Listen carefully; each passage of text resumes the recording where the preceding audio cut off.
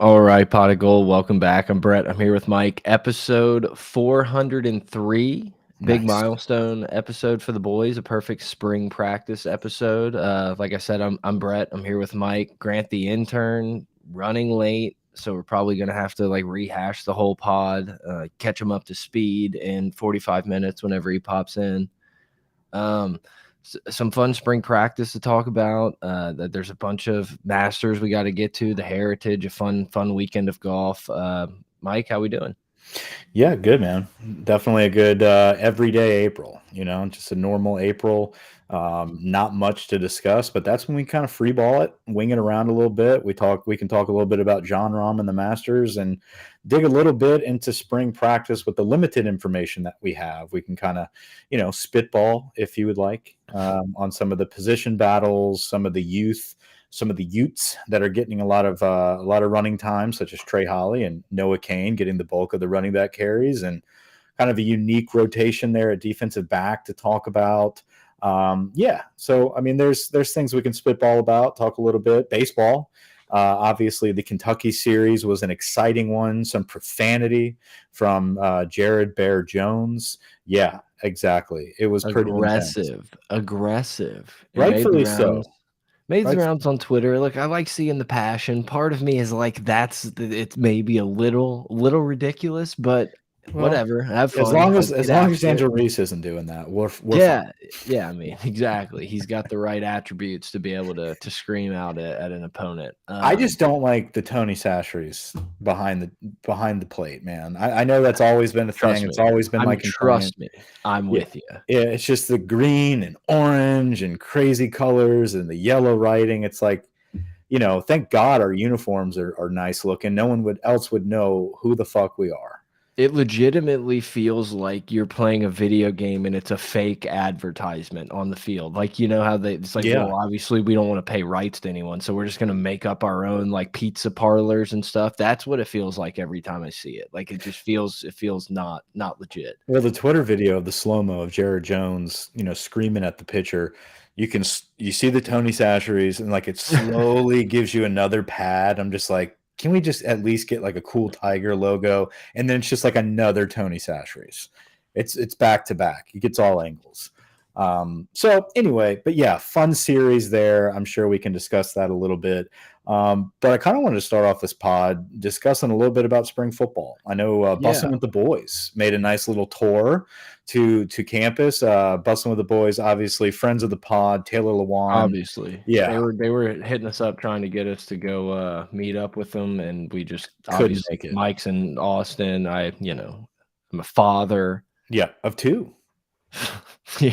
Pulling double duties. But yeah, Will Compton and Taylor Lewan, great show. They're starting to get a little more active now that Lewan is permanently injured. So they've definitely made their rounds. Good little brief interview with Kelly.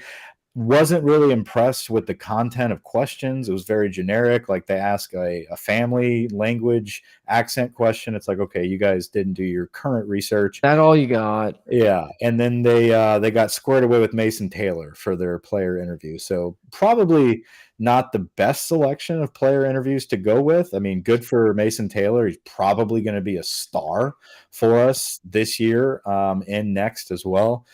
So cool to see the young guy, 18, turning Yeah. 19, like or turning 18, something like that, in a month or two, like in And May. is Crazy. already involved in one of the most memorable plays in LSU history. So, Yeah, yeah.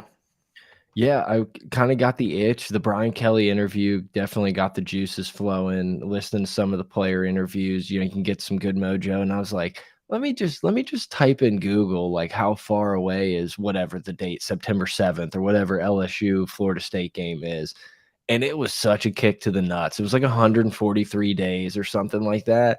I just was not anticipating. Maybe I'm an idiot. I was just not anticipating like triple digits. Like I was like, we're probably like in the 90 something. Like the Jersey countdown's Oh right no. around the corner.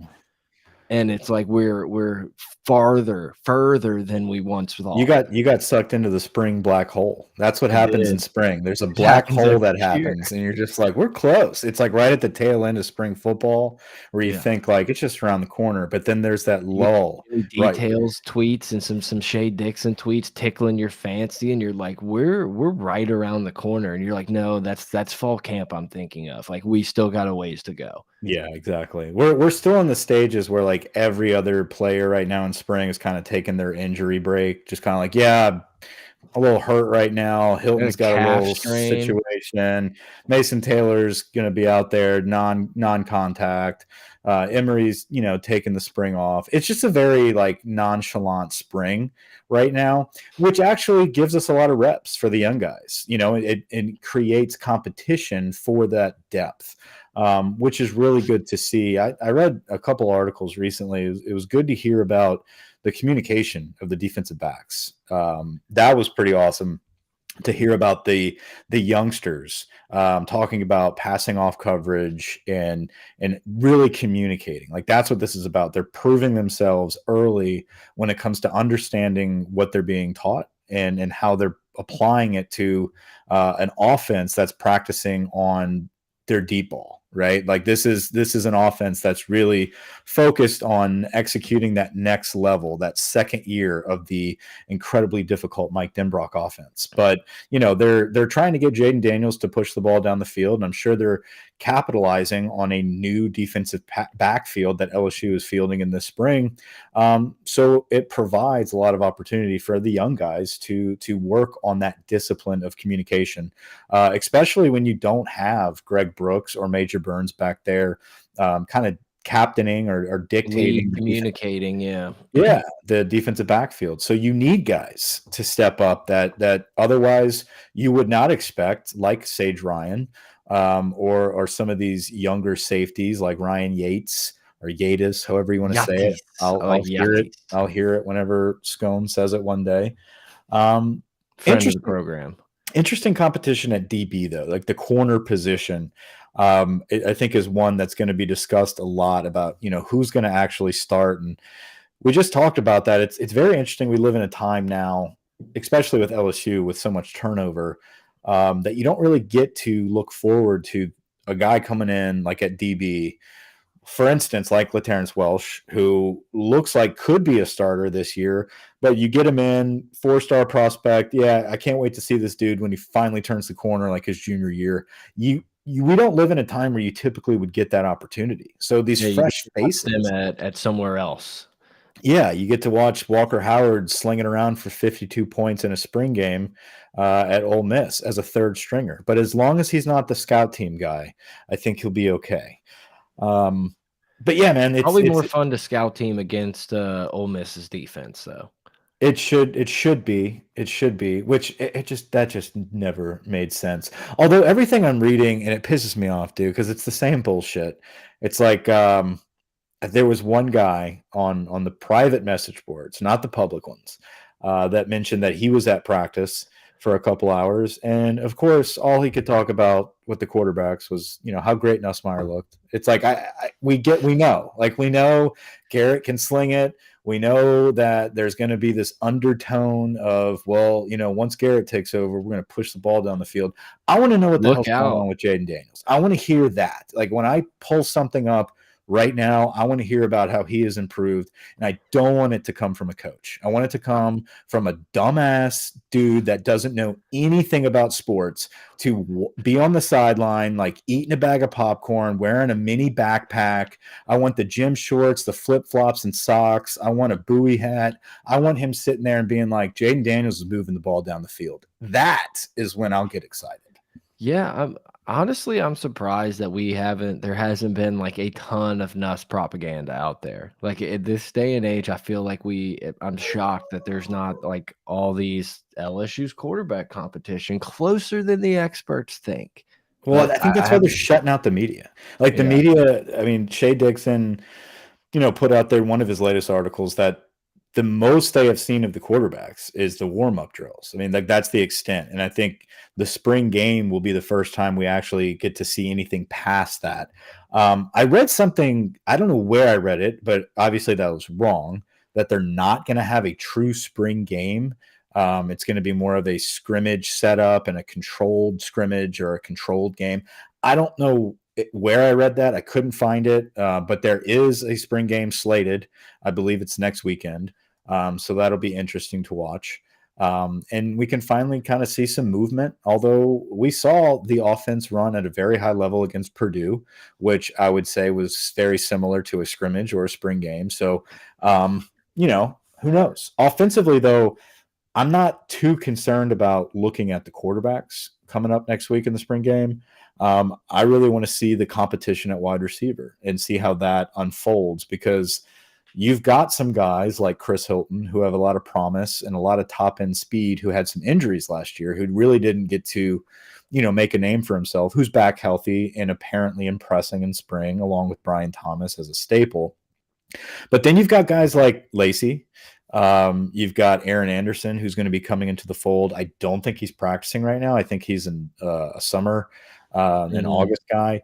But you would think he's going to compete right away. And then obviously, you know, Malik Neighbors is there as well. But you've got that kind of Lacey, Hilton, Aaron Anderson, like who's going to emerge from There's a that lot group? of completions. There's a lot of balls that like need to get spread around to those guys. And you're right. Like we're gonna see who wants it, like who wants those opportunities. Because yeah, I mean Malik Neighbors, I feel like is your one Yeah. guy. And Yeah. then everything else is kind of up for debate. Like obviously, you know, we're an extremely pro Brian Thomas podcast, but I Yeah, but wouldn't if he doesn't have a great spring, like we don't know, but if he I doesn't have a wouldn't great spring, say he'll be passed up. I wouldn't say he's necessarily cemented like he's the Mhm. guy, the number 2 guy. Like, I think he is that, but I wouldn't necessarily say that that's been, like, earned or anything. Like, dude's shown Oh, potential to Kyle be Parker. nasty. That's the other one. There's a freshman, Kyle Parker, Mhm. the kid from Texas. He's apparently tearing it up in camp. So I mean, right. Shea Dixon wants nothing more than for Kamari Pimpton to come in and start from, like, the day before he gets to campus, by the way. Because it's like the reason I say that is because it pisses me off that he's getting me so excited for this dude, and then he's probably, like, not gonna play much, like, as a you know, it's like he Yeah, keeps he's talking gonna be a about project. He's like this matchup Megatron that's gonna nightmare. eventually be good, but you know, he Yeah, drops like the so first 3 passes.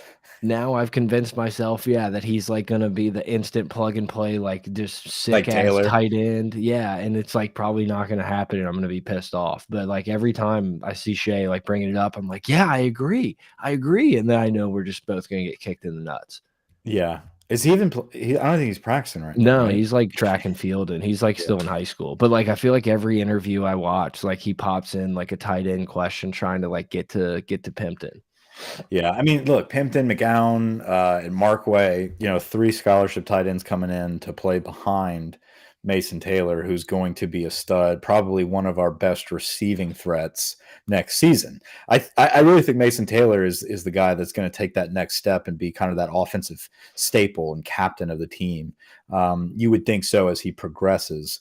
Offensive line wise, very interesting to see that, you know, apparently Marlon Martinez has taken advantage of the opportunity to be at center. Big bodied kid, a lot more girth in that center than Charles Turner. We'll see if he consistently can perform, because if he does, like that's probably your guy. We're sneaky getting close to having a nasty offensive line. Like Mhm. I'm not ready to say it yet. Obviously, Will Campbell, Emory Jones, like great freshman seasons. I'm just not ready yet, but like we're on the cusp. We're on the cusp. If Zalance Hurd comes in and is anywhere near the type of guy that we're kind of projecting and thinking he's going to be, all of a sudden it's like Immediate depth. that Yeah. 3 first-ish round draft picks, like, on the same team, stuck for another year at least. Word on the street is Will Campbell has completely like taken over the team. Like he's the guy. Like already going into his sophomore year, just big dicking people, bullying people, just being an asshole. Apparently there was a scuffle. Like he's doing a lot of scuffling. Like he's a nasty dude. out of nowhere. The first time he and maybe the only time, he, like, rolled into Colada's studio as, like, a high school senior, but, like, showed up at spring practice, and I heard him talk, and he sounded like a 35-year-old dude on Dutton Ranch. I was like, Mhm. "I'm in. This dude's gonna be the alpha," and, I mean, it's everything you could ask for. I just feel like Will Campbell's the type of guy that we've been, like, watching at Alabama for so many years and being pissed off that, like, we never had, like, Yeah. that dude. Yeah, no, and that's the thing is he doesn't look like he should look how he looks. Like he definitely reminds me of someone that should grow into like a nasty, like tatted dude from head to toe. Like Taylor That's Lewan like Jr.? Lawan, but bigger and like crushing Coors Lights. Like that's not Yeah. Bud Lights, but yeah. He Um, would never take a like sip of the buds he now. would never take a sip of the bud. But like a Kyle Turley type of guy, like that's what I'm reading is he's kind of starting to act like in practice, which is Yeah. great. You He's gonna know, be year 3, he's gonna be such an alpha, he's just gonna have, like, the whole can of Copenhagen in his mouth, like, mid-game, like, just spitting on people. he should have like That's a like skull ring on his tailbone pad. yeah, that's where we're getting to. We're on that. But and it's fun, and it's like that I think that's what's, like, I'm most excited about in this kind of new era. I will admit, like, I'm very much in a honeymoon phase with Brian Kelly right now. Like, everything he does, Sure. I fucking love it. Like, I just can't get enough of he's the guy we kinda thought Ed O could be. Like, he feels like he's more of this, like, LSU culture than any coach we've had, and that's weird to say, but it's like, I'm just giddy about the fact that, like, we're gonna have this, like, Notre Dame badass line, and hopefully the athletes in Louisiana can, like, take over the rest. Yeah, I think in due time it'll happen. I've got high hopes for this season. I think year two of BK, a lot of high hopes, and It just I worries me because it's really fucking hard to beat Nick Saban 2 years in a row. That's, like, the only reason I'm not, like, "Sign me up for the playoffs now." it's the biggest challenge there is. I mean, we're faced with it, and that's why he's here. And I understand all that, and that it's kind of a built-in excuse, right? It's like, well, we have to play him again, and then hopefully, if we get past him, like we probably have to play him again if we're Yeah. going to win a national championship. So it's very difficult. But just to see the level of competence, regardless of the record. And honestly, I say that now, even though I'll be pissed when we drop a game. But like, regardless of record, it's nice to see the quality of coaching that we have and the organizational structure that's in place, and just like the blind trust, the blind faith of just like, if that's what he feels we need to do, like that's what we need to do. Like, I'm not gonna Yeah. sit here and say he's a dumbass yet. Yeah, I'm not gonna second guess any decision. It's like and obviously this doesn't mean anything, but I legitimately think Brian Kelly wakes up every morning like ecstatic to get over to that ops building and get after it. One of my favorite parts about the Bussin' with the Boys interview is where he was talking about giving up control of an offense and things like that. And he said he likes to spend more time in the training room and with the players. And it's like you kind of that was almost one of like the few knocks with the Notre Dame thing is like a lot of the guys said he was, more standoffish, Yeah. wasn't.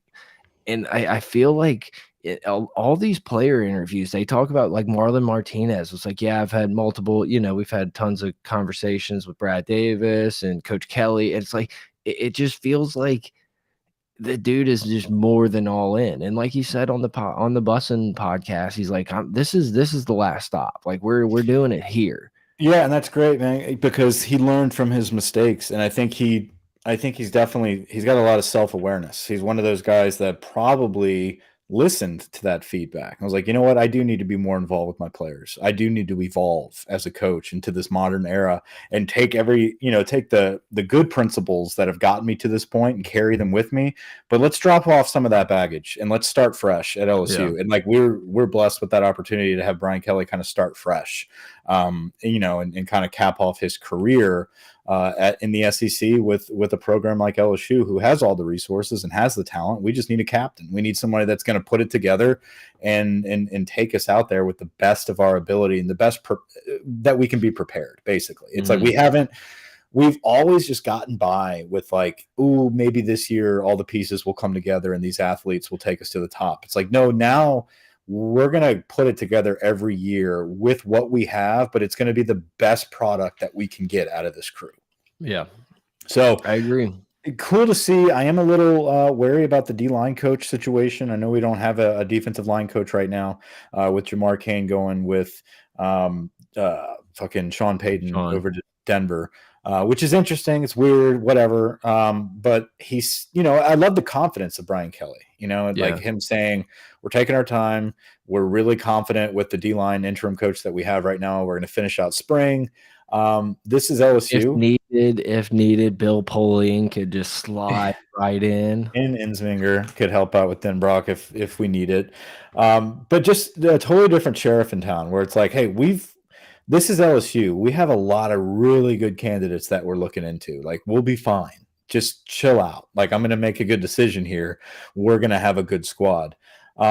Interesting to see that. I liked Jamar Cain. I don't know if he was great. Like I enjoyed. He was starting to. He was growing on me as far as what a lot of people were taking to his coaching and his development, and that's what kind of pissed me off. Dude, do what you want to do, but that's the detriment. It's not like he was hey, I'm going to fix you real quick. He seemed like he was the type of guy that's invested in the development of his squad. And it's like, well, we had him for a year and that development's now stalled. And we hope that we can get a coach that can not only pick up where he left off, but continue this momentum with a meal-pieced depth chart. Like obviously you've got a Monstar, a freak with Mason Smith, and then Wingo as well is a proven commodity. But behind that, you kind of have a hodgepodge of hope of, hopefully Jalen Lee will be better than he was at Florida. Hopefully this Paris Shand and, Tank Guillory will be, turn the corner and keep that development that Jamar Cain was going with him. Because outside of those top two, it is a lot of unknown. Yeah, and this is kind of one of those things where we can kind of say that it's probably a good thing that these guys are getting way more reps than they would have if Wingo and Mason Smith were out there and taking all the 1 reps and everything. It's like, definitely. I think, like you said, that 1-2 punch is pretty damn good, and hopefully we get to watch that a lot on Saturdays. But it's like we need to be able to rotate. And at some point, Brian Kelly had commented that he kind of definitely felt like the team was running out of gas, and that was, played a part in that A&M game, and, kind of limped into the Georgia game. And you're going to need guys like the Jalen Lees, like you said, to just eat some reps, just eat some reps out there throughout the season. So our league guys aren't playing late into the third against Missouri Valley State or wherever the hell, whatever school we're playing against. And I think I'm going to talk myself into that being a plus going into this season. Well, and then you could be full of shit. No, I think it's a hopeful offseason. I think a lot of that has to do with our players. I mean, the development of these players that have gotten a lot of reps young and are developed and are ready to roll now in year 2 or 3. But having those transfers to provide that depth and get these opportunities in spring, you look at the linebacker crew. Right. Or I'll go back to the defensive line. You look at the ends, Deshaun Womack getting a lot of work with the ones. You look at guys like Quincy Wiggins and Savion Jones, guys that are here. Ogokufu. Yeah. I mean, those are cats that are going to be in the rotation that are going to see the field. But you move back to the linebacker position with Harold Perkins, and you look at Omar Speets, who's a guy from Oregon State, big beard. He's an Omar. Looks old. Yes, he's an old Omar.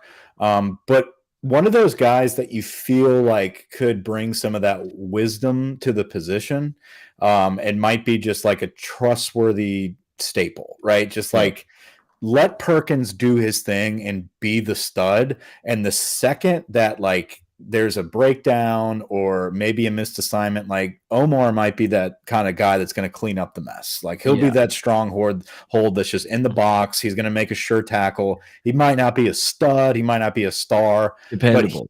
But he will be a dependable player who probably will be what we want Greg Penn to be, but he's just not there yet. Yeah, no, this is solely based on the 6-minute interview I watched. That's it. That's it. But I agree. It feels like he's just the steady guy, like Harold Perkins, volatility everywhere, and he's just going to be that steady guy who like settles everything in, never gonna get too high, get too low, just gonna grind. And who knows?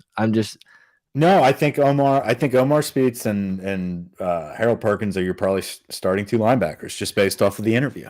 My guess is that there's a little bit of that playing with Tyrann Mathieu feel with Harold Perkins, Yeah, whereas it's a little more difficult because you're not exactly sure what he's gonna do, but it's also more fun because it makes things easier. And I know that sounds like really dumb to say, and I just contradicted myself, but it's one of those like, yeah, well, we don't necessarily know what Tyrann's gonna do all the time, but like he normally makes the right but play it's and it puts but me in a better chances spot. are it's going to be a positive, right? Right. Like that's like it's the risk, right? So a guy like Tyrann Mathieu and a guy like Harold Perkins, they're gonna take risks that you would not be able to take, like that, and you're gonna kind of freak out if you're playing on that squad because you're so disciplined in not being able to take those risks. But more often than not, when they take those risks, it It could pays be off, yeah. it could not only just be like a stop for a loss, but it could be like 6 points. Right. Like you just never know. So, yeah, It's gonna be excited to fun to see. watch. It's gonna be fun to watch Harold Perkins play more of a linebacker and not Mhm. a, "Hey, just beat this guy every as just run past him and chase this guy down." Like, I think it'll be fun to watch him, and I imagine for House, it's very fun to be able to play off of a guy like Harold Perkins.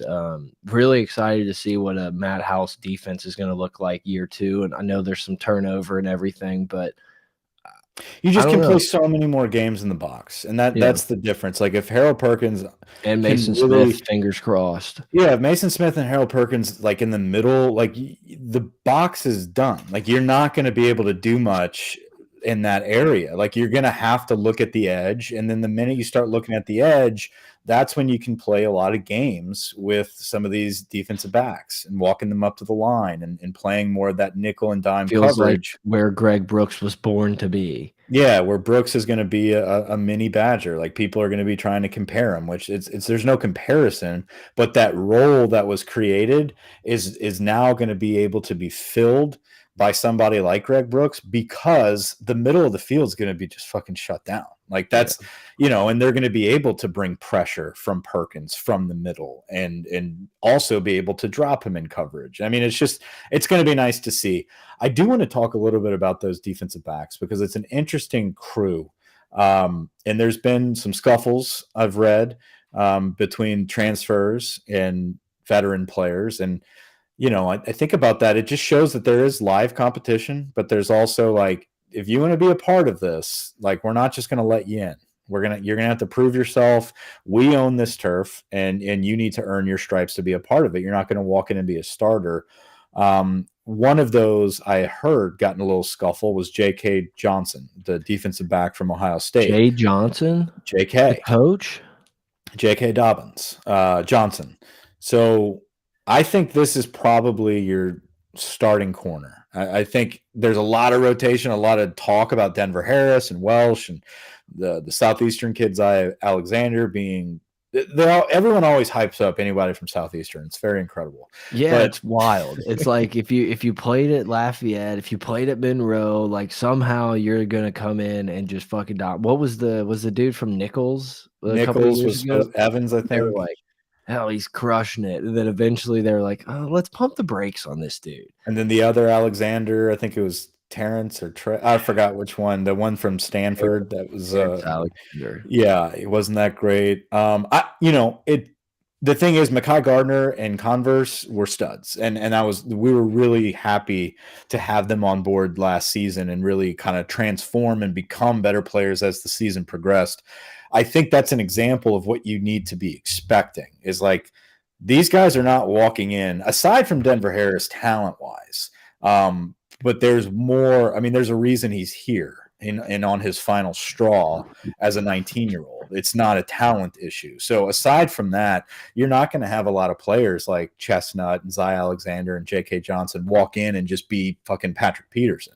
You're going to have to watch them develop over the course of the season. With that being said, it's been pretty evident from reports that it's a fair shake, fair competition, a lot of shuffling going on. But J.K. Johnson, the kid from Ohio State, looks like he's going to be a starter. He's going to be somebody that's going to find the field. Now, if you flip over to the other side, Ohio State fans going to claim another national title. Probably. Who does that leave? So LaTerrence Welsh, somebody that's not the transfer, one of the sole LSU signees from a couple years ago that's still here. Yeah. Acadiana kid, somebody that, highly recruited. Acadiana Rams lit up like a Christmas tree. But you also have Denver Harris, a guy walking in that people expect to be an All-American from the jump. Is he going to start? Is Zy Alexander, the hyped up Southeastern kid who, quote unquote, best covered skills of all of them? And then, of course, you have Deuce Chestnut, who was a starter for Illinois. Am I correct there? Illinois or Syracuse is one of the orange. Grant's only 30 minutes late, so we'll see. Yeah, well, he ain't coming. He ain't coming. He ain't coming. He ain't coming. No. But then at safety, you've got that rotation right now with Major Burns and Greg Brooks. They're injured, so you have the Ryan Yates kid. I think that's how you pronounce his name. But Toviano is a guy that's getting a lot of rotation at the nickel position. He can also swing over to safety. Sage Ryan is playing a lot. Jordan Allen's getting some reps. So with all that being said, it is a good gumbo, right? Of names that you don't know about, that we don't know about. Hell, I couldn't name maybe more than 2 of their numbers if you ask me. Florida State game, you're gonna be hold on. You're gonna be trying to look up who's who real quick. I think that's always the fun part about these unknown defensive backs. Is you don't really get, like, you can kind of see watching the TV, you're just like, I think that's number 2, I think that's that kid, and then they make a play, and it's not until they make a play that you really know who they are, or they get burned, and it's just like, get him out, get that dude out. I knew I fucking hated that guy all spring. Yeah, but it's unlike any other position where they can be doing their job and you don't really know about it until they make some type of play or a big hit or a pick, and you're like, that's our corner. Like, that's J.K. Johnson. He's not coming off the field. I don't care how good Zy is.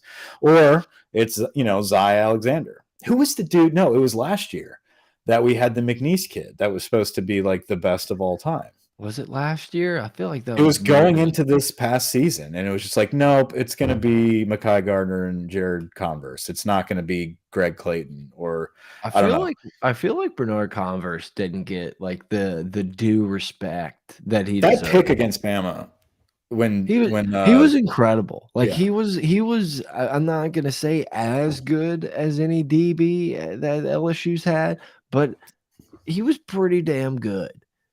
Yeah, we didn't talk about him because he was kind of locked down, and then he made a bunch of like opportunistic picks, like in big moments. He came through in clutch situations, and he was a fairly like big-bodied kid. I don't really understand what the knock is from the scouts as far as why he's not didn't even being get invited to up. the combine, which seems like something happened. But like I would be amped if the Saints picked that dude up. Oh, it couldn't be any worse than what we're used to. I mean, give me Eli Apple back. But yeah, that's pretty much spring, other than the fact that we have 2 running backs. We've got Trey Holly and Noah Cain. I'm scared we're gonna flip it on SEC Plus or whatever. Why is it not on a regular channel? I feel like I'm gonna be a little worried that the takeaway from this game is like we're still super thin. Oh, we're gonna have a lot of whites. We're gonna have a lot, like we're gonna turn on SEC Plus, and what year is this? The takeaway from like the nonchalant fans are gonna be like, we have a lot of white people starting on our team. It's like, well, most of our guys are injured. We don't have this many white running backs. Oh man, but yeah, I mean. Am I wrong? No, I think you're spot on. But yeah, I'm just a little worried that right now in the back of my head, like we're a playoff team. Like Bama game a coin flip. I think we should mostly take care of business against the rest of the teams we play. And then we're gonna watch the spring game, and I'll be like, man, we're not close at the moment. Well, But yeah, once we again, have I no one trust playing, Kelly. and it's gonna be like this controlled scrimmage. So I need to be very, very objective when I analyze the spring game. It's just gonna be like, I wanna see one-on-one matchups with, let's see what a freshman like Womack can do against Campbell. Like, Yeah. can he get past him? Can he have a move? Or I don't know, can Marlon Martinez like command a huddle or move the ball down the field at center and actually Can be a can guy? can Jaden Daniels go out there and absolutely clown, like, when there's a Yeah. bunch of clowns and, there's a bunch of guys that won't be starting? Can he go out and be like, "Oh, shit, like, I should probably sprinkle some Heisman. I should probably download FanDuel and use promo code Pot of Gold, use promo code Mike55 for 55% off your first bet placed on FanDuel.com." Can he be the guy? That's Yeah, kinda what I that's wanna what this see. spring practice should be. For Jaden Daniels, that's what it should be like. You already know what Garrett's gonna do. He's Nussmeier's gonna gonna come throw out 2 and picks and 4 touchdowns and yeah, just he's just gonna hammer guys. launch it. He's not gonna run an offense. He's just gonna fucking launch it. Fucking Yeah, Uncle like Rico it out there. always has something to prove. But I would like to see that from Jaden. I would like to see Jaden come out and just start just fucking peppering the end zone from the 50 and just, we'll see what Outfit out there. It's yeah. like, "Oh, I my best wide receiver has 1 step on a safety, I'm throwing the ball." Yeah, Not well, I like mean, we're not gonna run him, and we're not gonna just fucking wear the shit out of Noah Cain and Trey Holly the whole time. So chances are we should see some gain from the Noah arm of Cain Jaden Daniels. Noah Cain was possibly built for 40 carries in the spring game, if we're being honest, though. Like, it's possible that that's what he was built for. Noah Cain is like totally Leonard the Fournette of spring games. well, it's like the default version on NCAA 12, where it's just like you don't speed up the play at all. It's just like the normal running back that's just moving through the pile, somehow gets like 6 yards, and you're just like, this dude's slow. Yeah, you run off Slow. tackle for 5 yards every play. Yeah, you And have to create a player. you think you broke one, and then it's like a 10-yard gain. Yeah.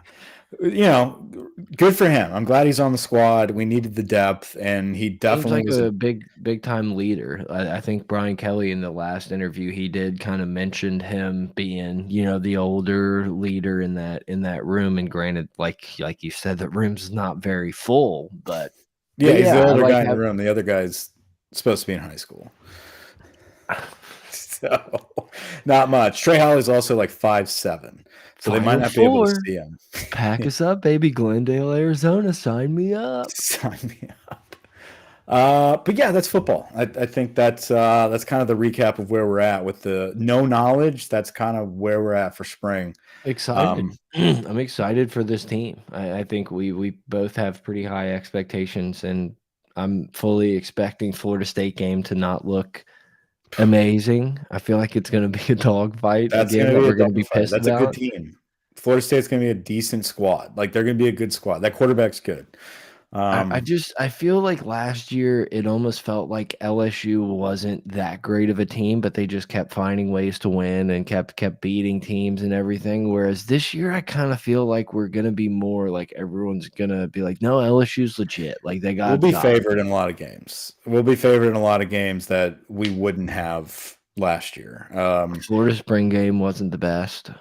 I didn't see that. I just saw it was like a no scoring game and Yeah, people were pissed. I mean, obviously people were pissed. That's just the way it works. People were pissed about Arch Manning. That was pretty funny to see because like he didn't do anything bad. Like he looked very normal he for just a kid wasn't that, Peyton Manning out there. no. I mean, yeah, it is what it is. Like I'll judge the kid like in a year or two when he actually has a chance to play because Quinn Ewers looks good. Shout out to friend of the program, Robert Griffin III, for just sipping that Texas Kool-Aid, being like, I think they're Contenders. gonna be national title contenders. It's like, pump the brakes. It's Texas. Like I wouldn't go that far.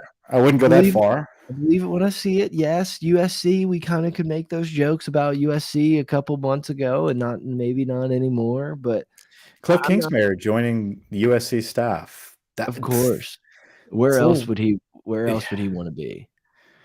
I don't know. I guess riding Lincoln's coattails It's now. gonna be hilarious that he's gonna get credit, like, he's gonna get some other job, and they're gonna be like, "Well, he fucking He coached up developed Caleb Caleb Williams." Williams. He developed Like, him. did you see how much better Caleb Williams got? And like, he's gonna somehow take credit, and he's gonna end up being like, take over the Patriots or some shit. I did see the Tennessee spring game looked good, I guess. Their offense is still kind of humming. I'm That's a to be little expected. I have this, like, feeling that the Milton isn't it his dude's the quarterback's name Milton? Yeah, I think so. Whatever. I feel like everyone's gonna think that this dude's gonna be incredible and he's gonna, like, show flashes, but I'm not, like, sold on it, but Tennessee's gonna be a problem. Like, They're gonna be a good Tennessee team. I'm anxious. I like how they have to play Alabama. I mean, like that's great that Tennessee has gotten better and they're Nick gonna be hates it. yeah. We shouldn't have to play Tennessee. Stops this year. We beat them 17 years in a row, but it ends here. Yeah, it's too much. This is just too much for me. It's too much for our players. Yeah, who knows? And then we get a Hugh Freeze Auburn. Yeah, that I haven't even peeked at. I haven't even like explored that yet. And I think no one has, and that's why I say I haven't because I don't do any research. I let people do the research for me and tell me on Twitter, and I haven't seen much from Auburn. Exactly, which is maybe a good thing. Maybe everything's done through DMs, but I mean that's the Auburn game, even though it hasn't been, and LSU has kind of had struggles with Auburn. Auburn for a while hasn't really been like a team that like scared me going into the game. It's one of those like, yeah, it's probably gonna be closer than it should, but like we should be better than Auburn. Getting a little more dicey. Like you have to, I think you have to Not this worry year, though. about Not this year, though. I don't think this is the year we worry about it. I think we're in a good spot with our squad for this year's Auburn team. I think you're Auburn's just right. more dangerous than they've been in a half decade or so. That's Sure. all. Hugh Freeze is a good coach. He's definitely someone that you should be worried about, right? Like he's They're respected. gonna lose 4 games or whatever, but they're gonna nab somebody, whether that's Ole Miss, whether that's even I wouldn't go as far as saying Georgia. I was trying to think of who their out of conference opponent is, and that's Georgia's like their staple, and they always play them tough. I mean, they're they're gonna just frisky. I yeah, feel like we're gonna see they'll a pop frisky Bama. Auburn. That's a normal thing for like an Auburn that sucks to pop Bama at the end of the season. Seeing Hugh Freeze getting like taken off the field by the players, but it's like he's in his stretcher again, like giving the thumbs up. That's what we need to end Nick Saban's career. Like that's the lasting moment I feel like I need. We're getting close. We're getting close. I think we're One knocking day. on the door. We're knocking on that door. We've Knock, only knock, been knocking talking on about heaven's it. door. We've only been talking about it for 7 years or so. Minimum. I Minimum. just it pisses me off. He never had the itch to go back to the NFL. Like I completely get why, and I wouldn't do it if I were him. But like it kind of pisses me off. He wasn't like, I've done it all here. Like I'm gonna go take over the Bengals or whatever. Yeah, dude. I think it was just you're right. I mean, it sucks, but like it was just too easy for him to stay at Bama. Too easy. He built the machine. He gets all the dudes. There was no parity. Now it's too late. Like he ain't fucking walking in any No, NFL place and demanding the room. Terry wouldn't allow it. Everybody, listen up. Like, dude, that ain't happening. I don't care who your daddy is. Nick. Nicholas. Can't do that, brother. Can't do. Who are you calling? This straw hat. Drink a Bud Light. Yeah, you know who represents that? It's Dylan. Anyway, so spring practice almost coming to a wrap. Should have a game coming up soon for us. I believe it's next weekend. LSU baseball, obviously, pretty wild series against Kentucky. Scrappy group. LSU takes 2 out of 3 yet again. We got to find some middle relief. That's kind of been the issue outside of Skeens. It's shaky, to say the least. Does this team have the arms to make a Omaha run? People are asking. To make a run, I'm worried because the minute these bats stall, at some point, everyone kind of hits a drought. It is what it is. No matter how good the offense is, we will hit a drought. We need somebody to step up to carry us through those droughts. I'm just minding my business on a Thursday night. Just I don't even know I was what I was excited. doing. was excited. Probably watching 24. Jack Bauer has me hooked. I'm back in. And a text comes across the group me. We were up by like 5 runs. It was I checked Tiger droppings. I think it was 6-1 because Mike just starts explaining like hotels. I'm scouting out Omaha, like which weekend should I go to? I'd like to watch us win the ring, just and I'm like, oh, Well, it's a tough decision. LSU must be looking good. 6-1. I checked Tiger droppings a few minutes later, and it's like 12-6 or whatever it was, and it brought me such a grin on my face that Mike got so excited he was looking at what's the LSU bars in downtown Omaha, and then just I was so confident. Wrecked. I was so confident that the question was not whether we go to Omaha or not. The question was like, right, should I just go ahead and buy the national championship weekend instead of like the first weekend? And then we were getting wrecked, right? Like we couldn't fucking get anyone out against Kentucky, and I was like, maybe I should wait a little bit on this. Like there will be rooms. I'll be okay. So I backed out. I backed out of the reservation, and we turned it around the next day, and we did great, and we ended up winning the series. So you should do these all by phone and like just keep calling and canceling every weekend, and like I think it'd be of a bitch. Someone on the other line would be like, this guy fucking calls every Thursday. Yeah, he really wants LSU to be there. I think we're going to make Omaha. He brings back up, sir, there's a cancellation fee. I gotta cancel. Yeah, it sucks. I'll probably be there. I'm hoping LSU is there. I know this is a team this is an Omaha team for sure. Do they have the arms to make it to the final weekend of Omaha is the question. And I think we have some time to figure that out. We get to you only need a couple arms to get to Omaha. Like with LSU's bats and you can get there.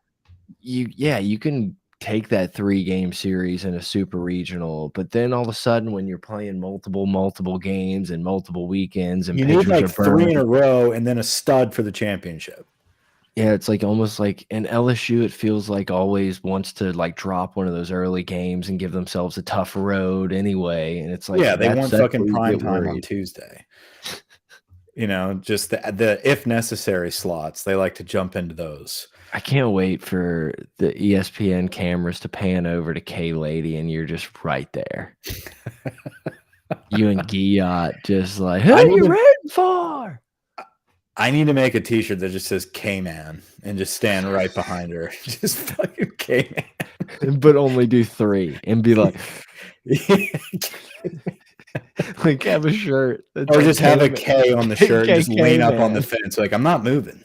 KKK, man. You're ruining this. He does not have 3 strikeouts yet. I'm not moving.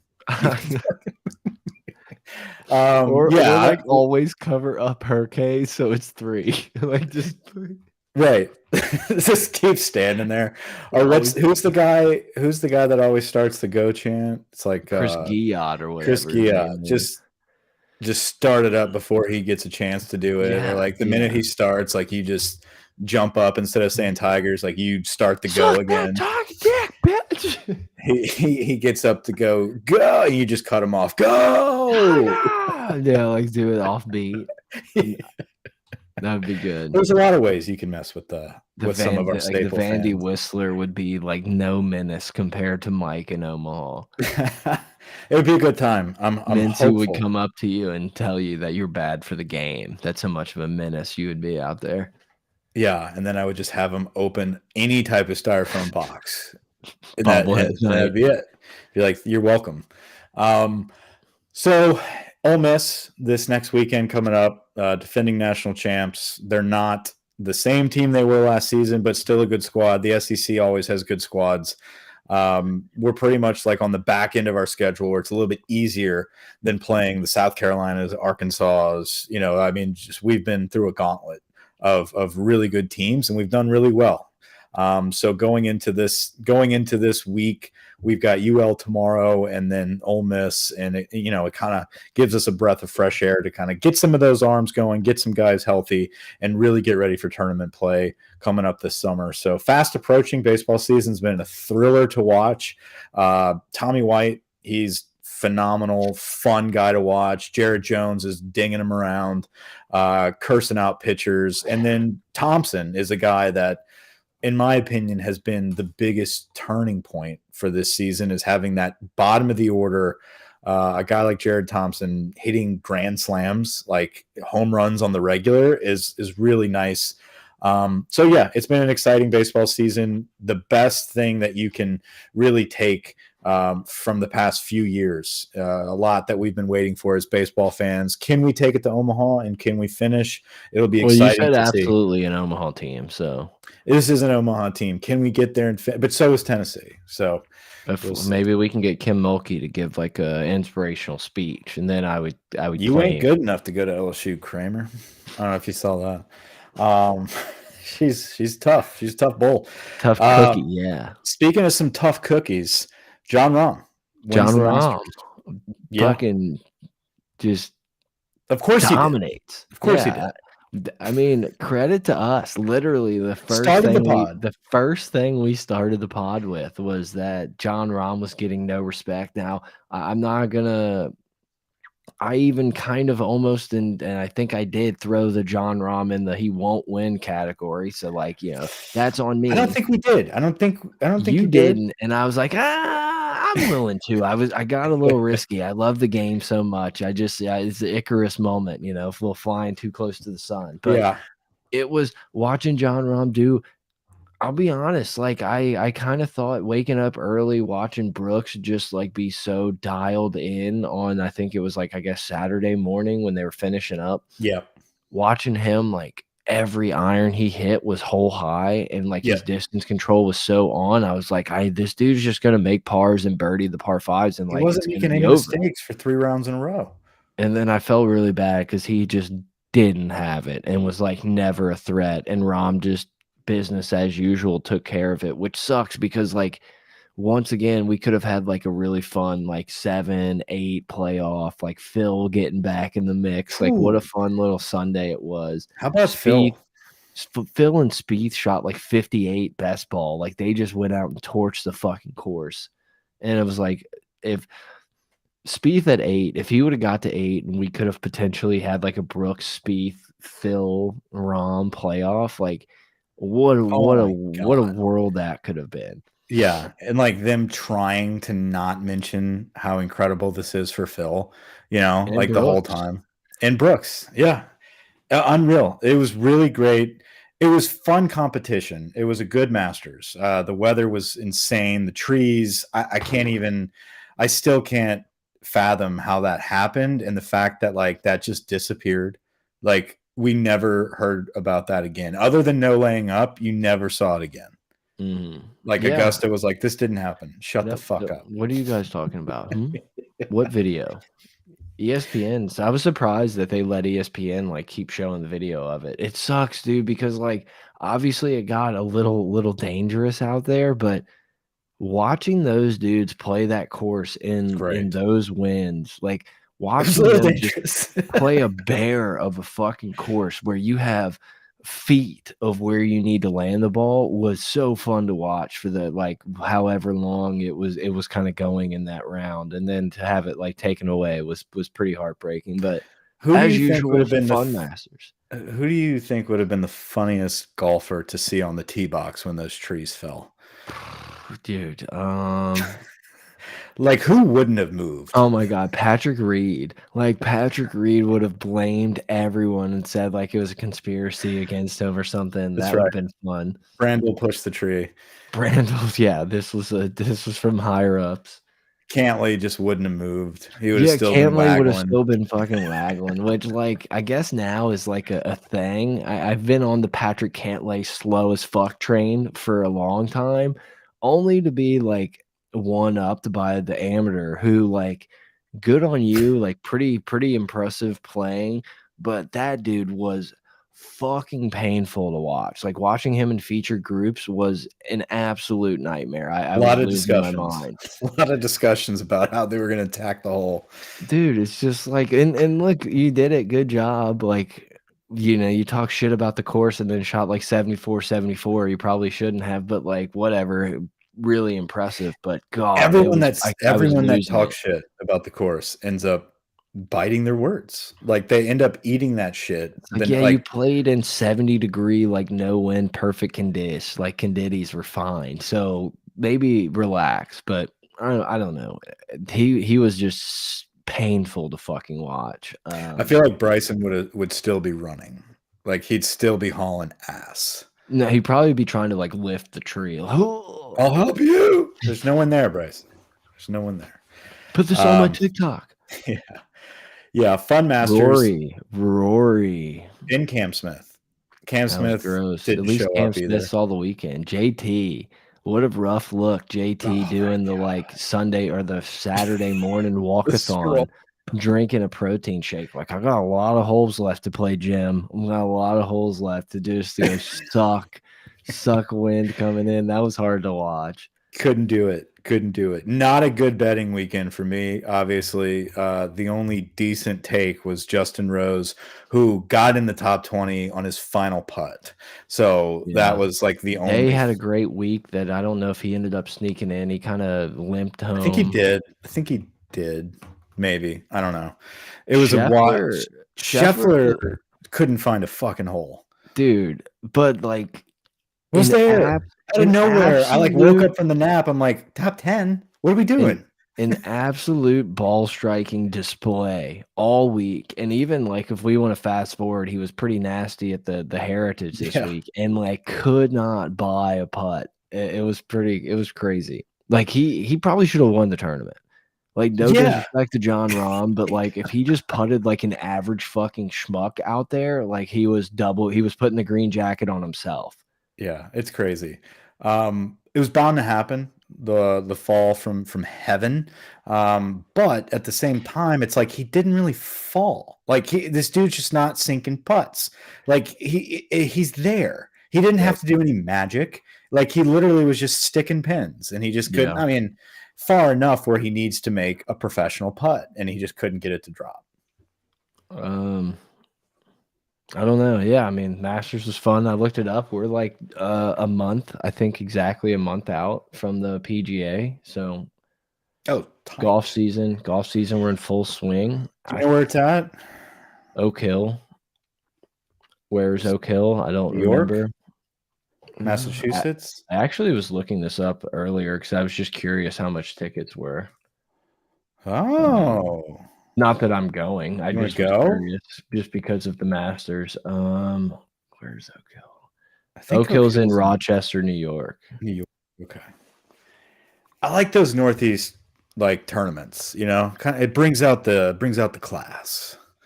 Yeah, it feels like, and the PGA may be a little different, but yeah, whenever you get all these like you said, these Northeast courses, I feel like it's going to be one of those absolute bears where like -3 is going to win. Like you have to just like grind your dick off. Like you're here complaining about how like unfair the rough is all weekend, and I have no idea if that's what this course is going to be like, but that's just what like Linkfoot when Bryson won. It's got in the U.S. Open. It's like a very similar. The Beth Page is up there, where it's just like you're in for a fucking grueling like brawl here this weekend.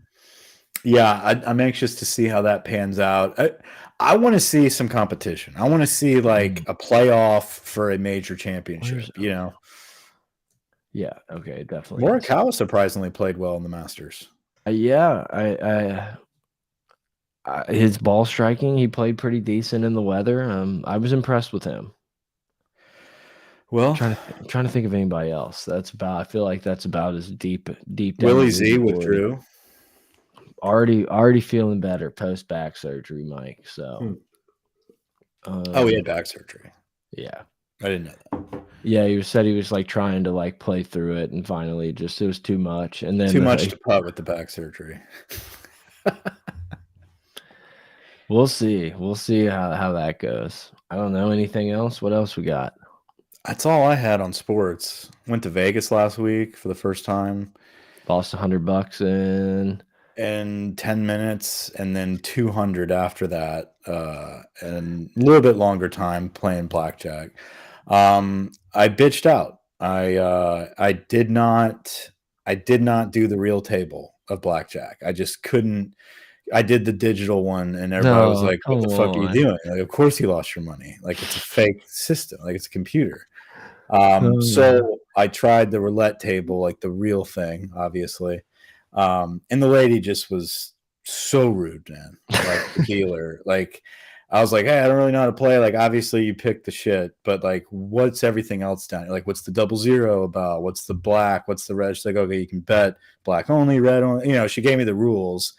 And she's like, $5 chips. So, it's 25, whatever. Like, she starts throwing all these fucking numbers around. It's like, got it. So I start putting my chips out, and I only put like 4 out. And she's like, what did we talk about? And I'm just like, just tell me what to do. Stop fucking, like, I don't need to be taught a lesson here. She's like, you need one more chip to be able to play. And I'm like, got it. And so I put another one, hit that number. It was like 27 or some nice. shit. Hit that number. And she's like, like, she was pissed that I fucking got it. Dude. I was like, here we go. And then I was like, all right, let's do any black. And I put on black, hit it, dude. I got it. So I'm up like $80, right? And all of a sudden, like, the rest of my fucking team shows up, this degenerates that are like 20 years older than me. They're like, give me and they just start fucking, emptying their bank accounts on fucking roulette. And just take over the board. I'm like, I can't even tell, like, what's my chip, like, what's going on. And she's just like, good luck, honey. Like, just fucking pissed off at me. I'm like, well, I'm done, like, and I lost it all in like the next 5 minutes. You should have taken all the broskies to the craps table. There's literally. I just wanted to holler next to the craps table. I just want to be in the picture, like, I don't know what's going on there. There's literally nothing in the world that's more fun than playing a hot craps table where everyone's just like, bah! Like, it's so fucking fun. It's happened like 3 times in my life. Like, trust me, I've lost hundreds of dollars within like minutes at the craps table. Like, it just, some days it runs bad, but like every now and then you're just on the verge of blackout drunk and you have like $700 in front of you and you feel like a fucking king. And it's the most fun. Cocktails, yes.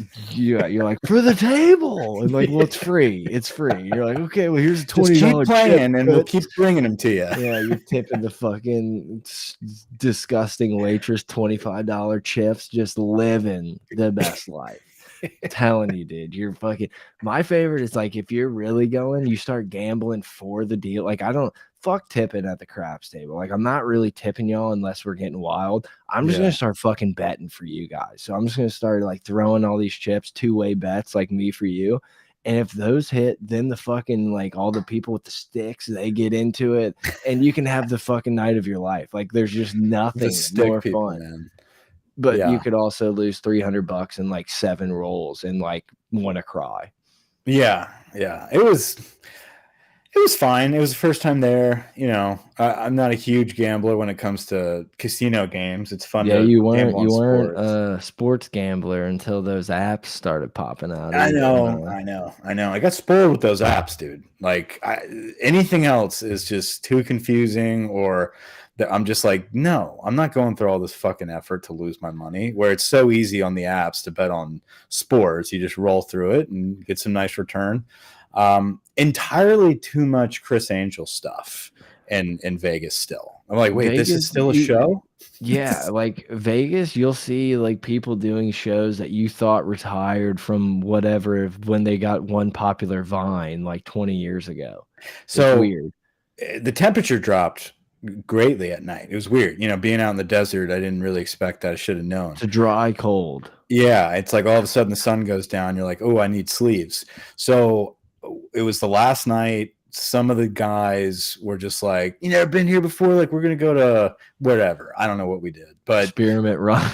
Did you just like realize like, no, we're going to go see the table tennis? Planet Hollywood or something. I don't know where we were, but it was like right across from the Bellagio where the fountains are, and like we got like this balcony view of the street, and we were just basically like watching all like the crazy people like having a few margs and just kind of making fun of people, whatever, people watching.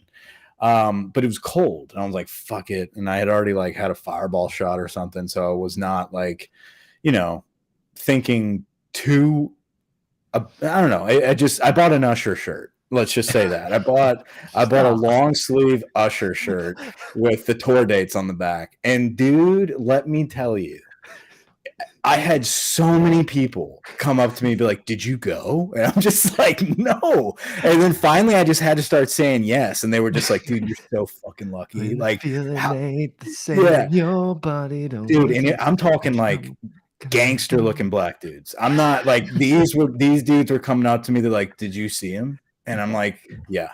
Gersh. Yeah. They're like, "That's sick, So dude." did Like, you buy it? I gotta ask, did you buy it because you were cold? Like, was this for war? It was a long sleeve, yeah. Or did you see it and you were like, that's a sick Usher shirt? A little bit of both. It was like I needed a sleeved shirt quick, and it was just one of those bullshit fucking shops that, selling all these graphic shirts, and it was like a cool like Usher. It's like a black long sleeve shirt. It's got his face on it with like some cool colors in the background. And I was like, all right, whatever. Happened to have all the tour dates like on the back of it. Pretty cool. I wore it with a blazer, so it was like, hey, I'm cool, but I also am here on business, but also like the ultimate business casual is a blazer on top of an Usher shirt. There's nothing more business casual than that. That's for fucking certain. Yeah, but I got a crowd, and they just kept asking me how the show was. I'm just like, wow, this is a big deal. Like, people are really into Usher. Like, I had no idea. I'm pretty sure. I'm assuming you're gonna like go back randomly.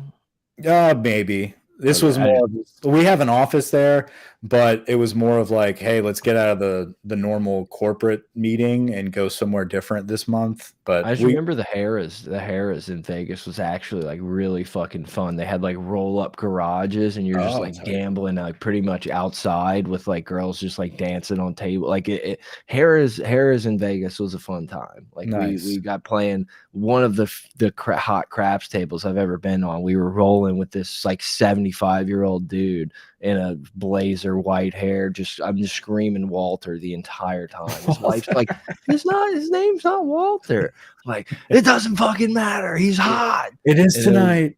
Yeah. So maybe that is one of the reasons why I liked it. But it was actually a cool place. Like Harrah's here, I feel like kind of sucks, but the Harrah's in Vegas was sick. Definitely a trip that I'd like to go back, like with people that I'm friends with, right? Yeah. Like it was okay to be there with like business people, like it was fun, whatever. But like you couldn't really like there's a strong possibility that like bad shit would have happened with the goons, right? Yeah. Like that's a goon city.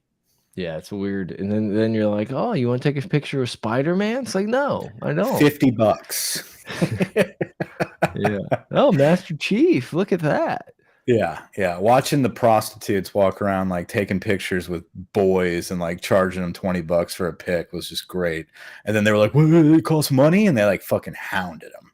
Yes. Yeah, dude. Like, you don't realize that everyone's hustling. And then like then there's the dudes in the suits that are just hanging out to try to get you a free limo to the titty bars. It's insane. Like, I don't know if you ran into those a lot, but they're like the slappers, handing out the cards. Yeah. And like you feel like it's the sketchiest like thing on earth. And you're like, what is this dude gonna give me like a free ride down here? And it's like yeah, because you're gonna go just like spend $1 billion in like the coolest place you've literally ever been.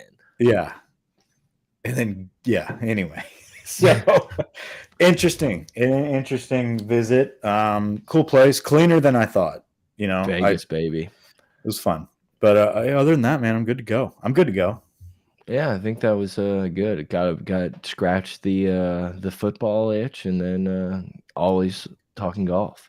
Always talking golf. Next week we should be able to discuss a little spring game, possibly.